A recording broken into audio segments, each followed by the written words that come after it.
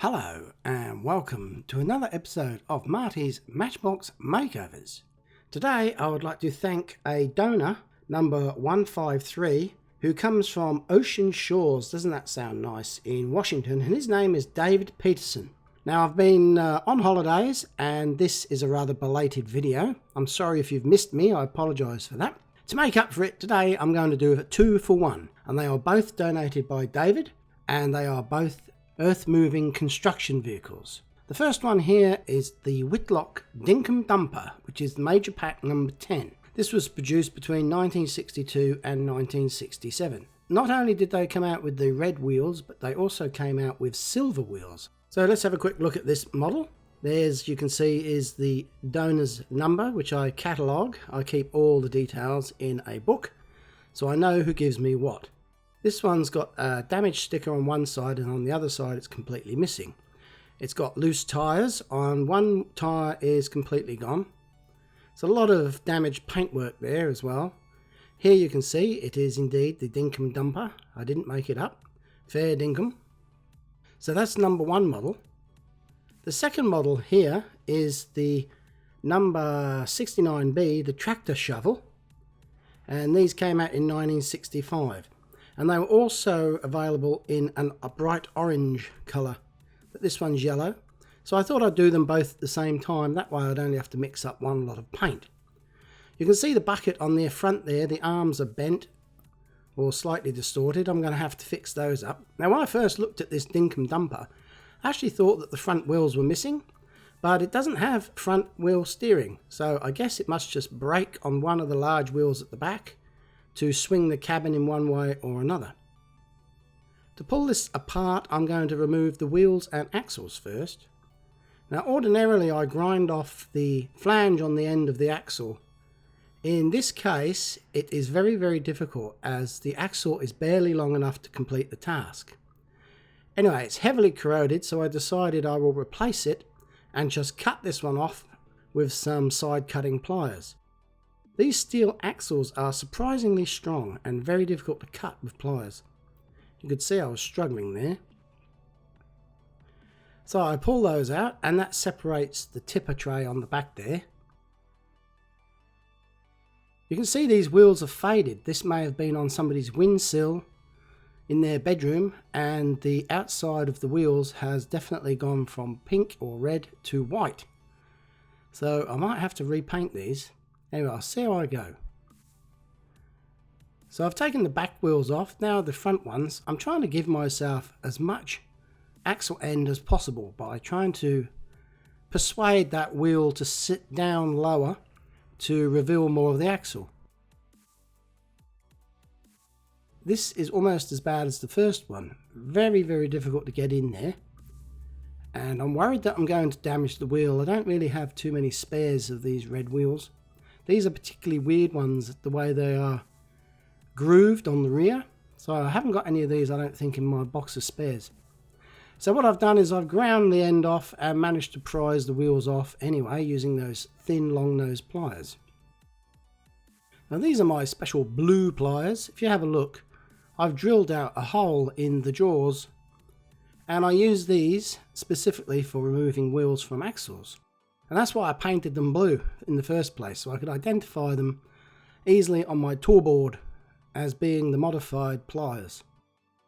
So I just gently tap that down there, and again it is quite a tight fit because I did only remove the barest minimum amount of material. But eventually I prized that wheel off, and I actually think we're making some headway. Now this tail section is attached to the cabin. There's also a steering wheel in there.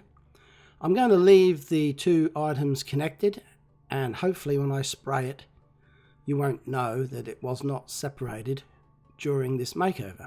I used some angled tweezers there just to prise or lever that steering wheel out. It came out quite easily. And I'm going to cut that little bit of flashing off with a craft knife because it annoyed me when I saw it. So that's the Dinkem dumper pulled apart. And now I'm going to pull apart the tractor shovel. It's not too difficult. These wheels are very loose and come off with barely any finger pressure whatsoever.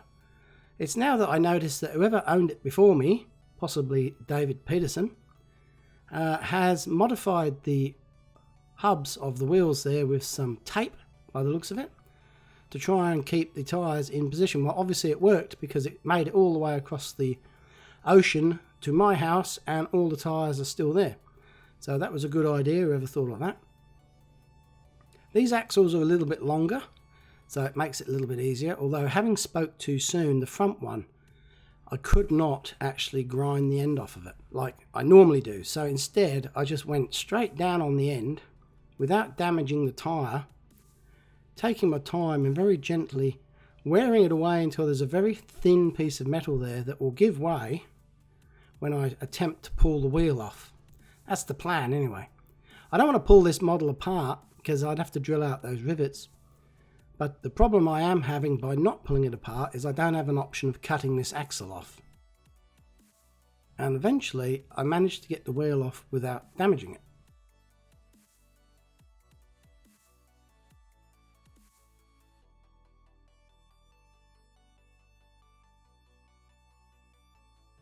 You can see that some of these are faded as well. The yellow is not as bright on two of the wheels as it is on the other two. Now I've got to replace that missing tyre. Now somebody sent me a load of tyres in packets and I thought fantastic, but most of them are for dinky and corgi cars, but I was hoping that one of them might do. See, here's one for a dinky car. In the packet it looks similar. I get it out, it's a little bit too big. So that one's no good. It's only a small amount, but it's very noticeable when it's on the model. You'd see, and the model wouldn't sit straight with one large wheel and three normal ones. So I fish out another couple of tyres here. This one's almost the same size. It's a little bit narrower. It's got a different tread pattern on it. So I reject that one, and then I find this one here and it's the exact same tyre. So lo and behold, I found one in my spare tyre box, which was great. I'm happy with that. Now I'm going to use my ultrasonic cleaner to clean up these hubcaps, maybe breathe a bit of life into them, I don't know. Still experimenting with this little machine. Sometimes I have a win, sometimes I don't. But let's see, I shall leave those to vibrate away in those ultrasonic waves and see what they turn out like when I fish them out in 15 minutes. So it's time to do the paint stripping. Now you may or may not know that I don't use caustic soda. I've had a few mishaps in the past and I don't enjoy breathing the fumes in. I mean, I don't do it intentionally, but I feel I'm susceptible to fumes and they seem to choke me up a bit. So instead I always use this gel paint stripper. Sometimes I tip it in, sometimes I apply it with a brush like now. It's good applying it with the brush because you can feed it into those little tiny cabins and things there and get all of the paint off virtually first time round, although sometimes there is a little tiny piece here and there that I have to pick at. Overall though, I do enjoy doing this paint stripping process. It kind of makes me feel at one with the model, if that makes sense. So once that paint stripper's softened all the paint, I just use some warm soapy water, and here is a denture brush. I don't own dentures, but I didn't even know what this was. Somebody told me it's a denture brush, so I'll run with that. And this paint stripper is fantastic on this particular paint. As you can see, it's just falling off like skinning a rabbit there.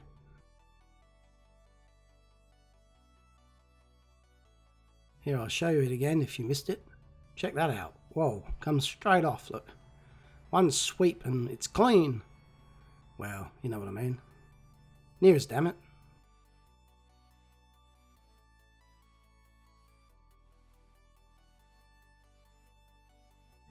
So as I say, I do get some satisfaction out of this. I don't know why, it's just fun to scrub the paint off and reveal the raw metal casting underneath.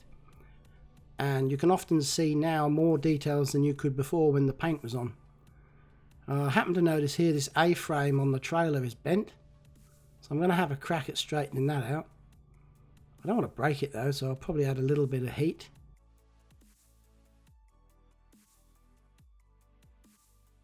And this here I noticed for the first time is actually broken. It must have had a hairline crack in it. And with me removing the wheels or whatever, it's just gone all the way through, and now it's hanging off in tatters. I'm a bit annoyed, but I'm going to have to fix it. And I won't be using baking soda and super glue. This tipper tray or body is beautiful. It's in perfect condition there. There's no distortion whatsoever. Now to straighten this A-frame, I'm going to use this tiny little gas butane torch that Julie bought me from a cooking shop, believe it or not.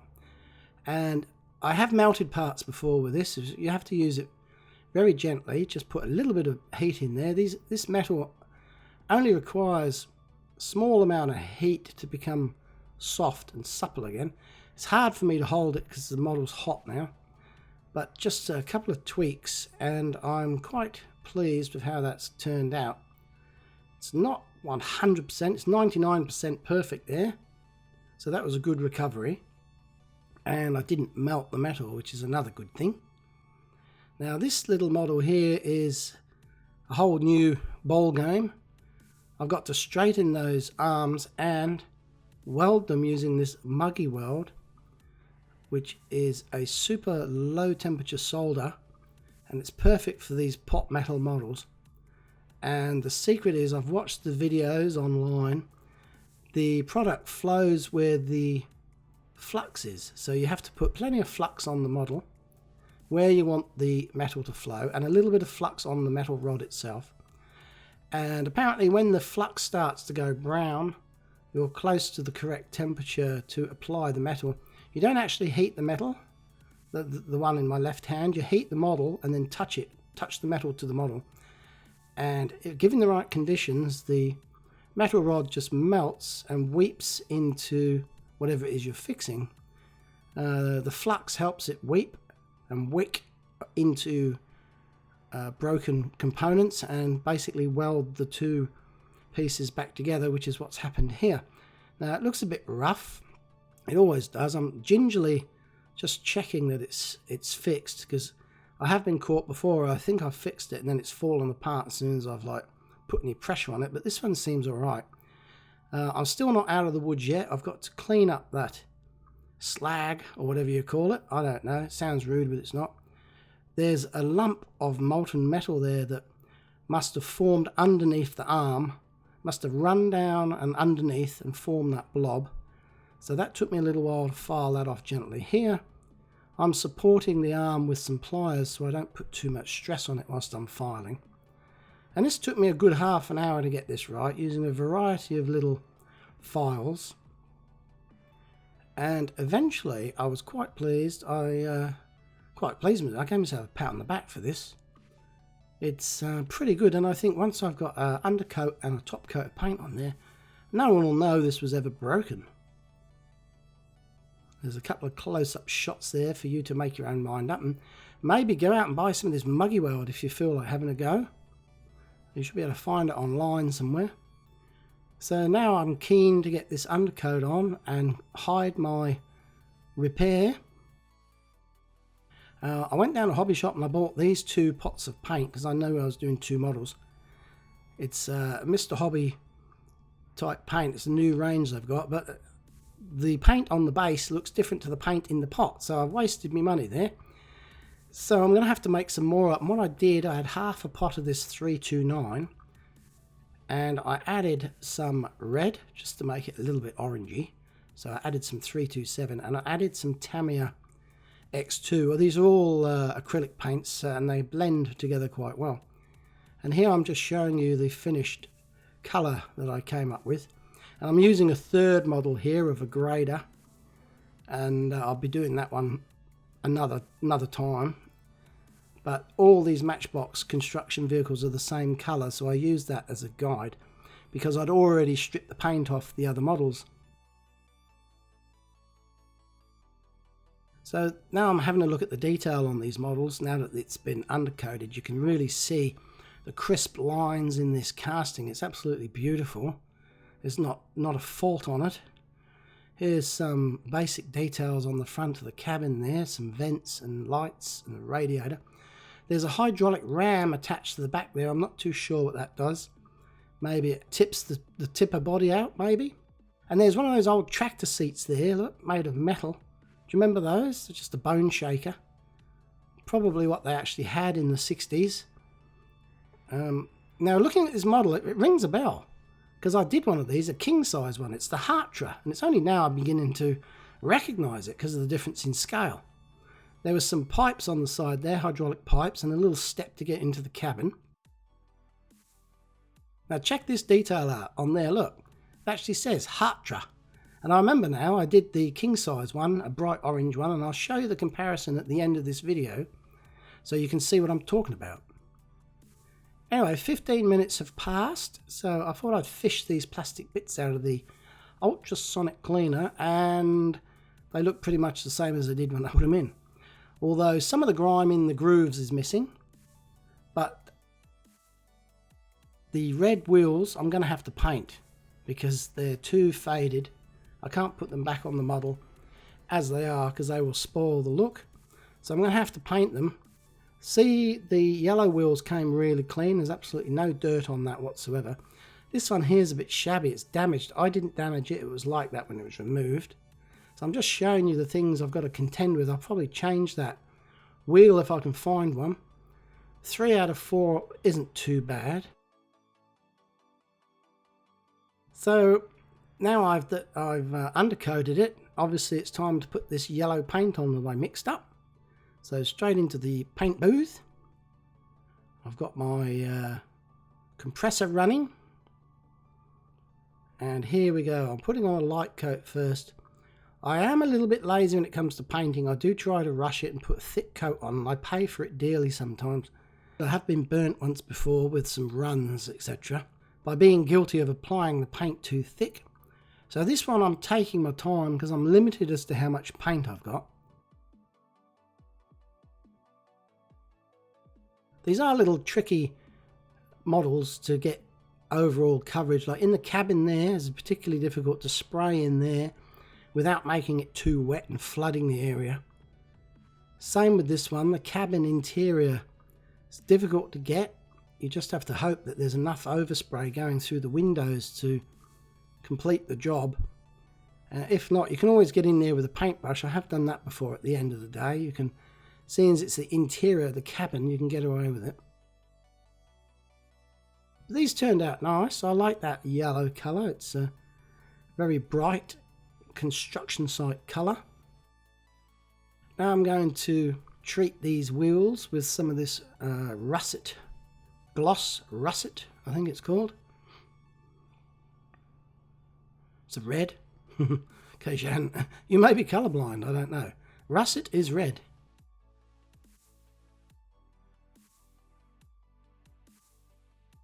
So I'll put those on, set them aside. Here's some decals I made. They're not particularly sharp. This was the best image I could get online of what the original decals would look like.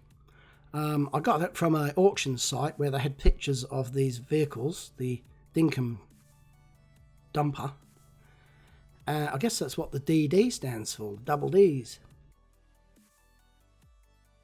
So I'll put those on later. Now I'm pairing up the freshly painted hubs with some tyres that I've spruced up. After washing them, I've given them a light coat of some gloss varnish, Tamiya spray.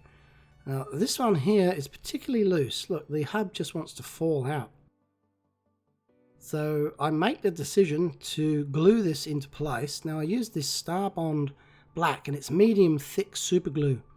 So rather than its watery second cousin, this is quite thick, and you can put little dobs of it on a wheel, on the circumference of the wheel, and it will sit proud, and when you press it into the tyre, it will actually glue the tyre to the hub, even though there's a small gap. Like if you looked at it with a microscope, there'd be a small gap between the inside of the tyre and the outside of the hub. But this kind of fills it, because it's thick, medium thickness viscosity, kind of fills the void a little bit, just enough to hold it into position. as long as you don't touch it until it's set.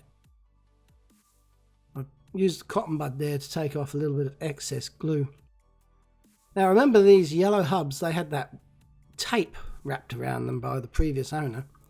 So I'm left with no option, but I've got to glue all of these on using that same Starbond medium thickness black glue. Again, there's a little bit of splurge there come out, so wipe that away before it sets. Oh, there's a fly there, get out of it, fly.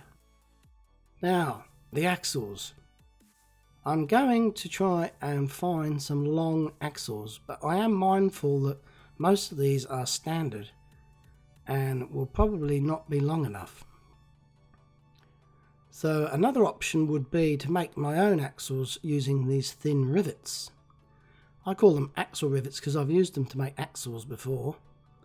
So I'm going to go with these. I'm going to remove the collar. These are like blind rivets, or sometimes they're called pop rivets. And these are great because they're oversized, they're longer than I need. So I can put the wheels on and cut them to length, and then hopefully peen the end over, and no one will know that they're not genuine axles. Now, this is something new I'm trying out. I bought a nail punch set, and as you can see, the base of the nail punches is concave. Very similar, in fact, to the tool I use to reform the end of the axles.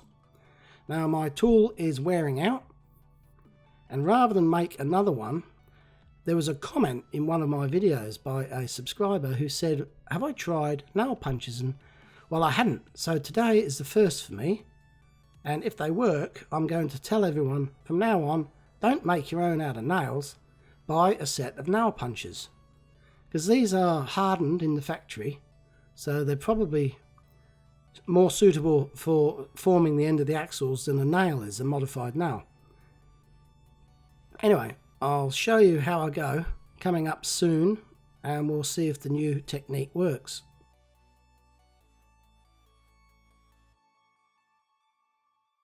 Now I'm just making some axles again for the other vehicle. I must say that end of the rivet looks superb, just like a real Matchbox axle. 1 out of 2 ends which are gonna look good. So worst case scenario is at least one end looks good. Hopefully we're going to get 2 ends looking good.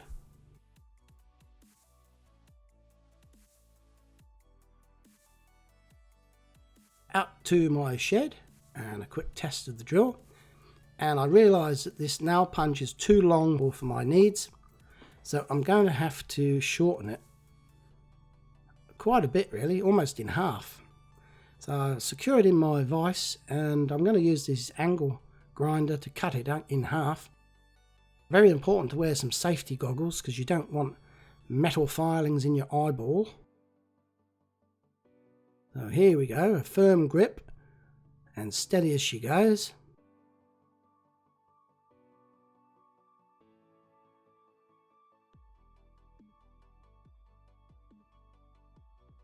There's a nice close up there. I love those sparks coming off. It's quite exciting to watch, isn't it? And like a hot knife through butter. Boom, there we go. I can't touch this for a few minutes because it's red hot. But eventually I'll get it out, and I'm just taking off a little burr that's left on the where I cut it there, so it's safer to handle. So rotating as I go just to take the edge off that. Lovely. It fits in the drill press beautifully. I'm getting excited now. Can't wait to line this up. It's all out of whack, so give it a punch. Too much. Wiggle it back. Yes. I just use these woodworking clamps to secure that in onto the drill press bed. Now, I haven't really given myself a lot of room to work here, but I do actually manage to get that in there. Now, here is the first time I'm using a nail punch to try and reform the end of a pot rivet, the tail of a pot rivet. This model, because the axle is contained inside the model, it's very difficult. I can't grip it to stop it spinning. So I did think that it wasn't going to work, but it actually worked really, really good, and needs no further attention there. It's worked really well. Now, I got a little bit carried away. As you can see, the lower wheel is not positioned properly on the nail. So I'm pushing on it and I'm thinking this isn't working, and I realise, oh dear, I hope I haven't damaged anything. Anyway, I could have held this one with some pliers, which would have been a good idea, because the axle forming is easier to do if you can hold the axle and prevent it from spinning. But as it so happened, it seemed to work well also. So a win-win there. Everybody go out, rush down to your local hardware shop tomorrow morning and buy yourself a set of nail punches. Not much left to do now. I just got to put on these homemade decals that are a little bit ordinary, but for the size and scale they look fine. It's only because you're looking at them under the magnification of this camera that you can tell they're not original. That's where they're going to go. I've got some warm soapy water there, just one drop of detergent in there, and I dropped this. I printed these stickers on some white backed decal paper, and the stuff I got separates really quick. So as you can see, the decal practically separated the second I put it in the water there. Hardly had time to fish it out and stick it on the model. One last thing for this little Dinkem dumper is the red plastic steering wheel, which I've trimmed, made look a little bit neater.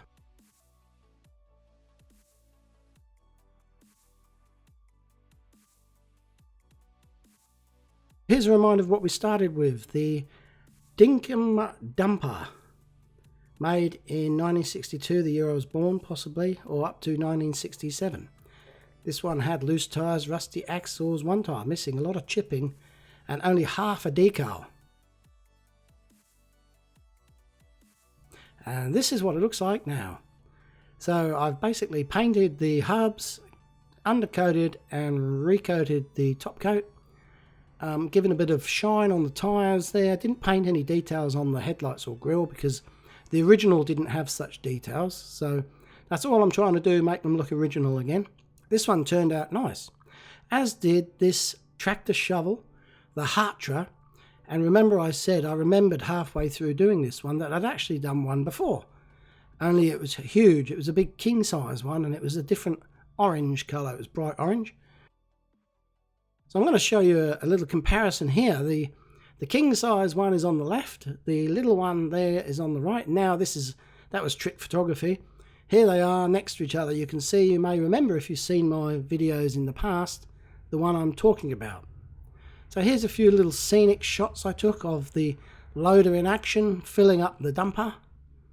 And I bought those little stones from the hobby shop for diorama use, but I figured they work quite well here, and they look quite realistic as a load of crushed rock in the back of this truck thing. And I hope you've enjoyed this video. Sorry it was late and you've had to wait a long time. I'll be back on schedule now. Once again, thanks for watching. This is Marty from Marty's Matchbox and Makeovers saying, see you later.